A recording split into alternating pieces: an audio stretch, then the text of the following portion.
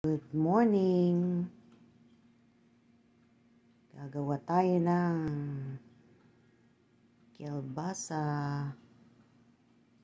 at red skin potato. Na-chop ko na po. Ayan siya. Lalagay po natin sa oven.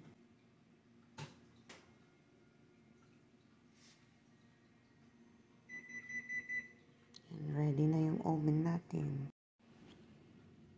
Lagyan po natin ng Italian seasoning.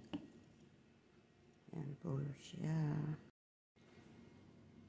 Lagyan po natin ng konting olive oil. Ayan po, ready nang ilagay sa oven. 350, 40 to 45 minutes.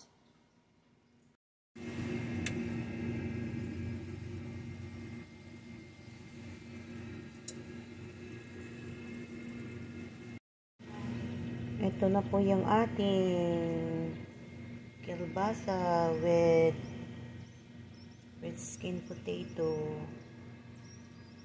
Ayan po yung finished product niya.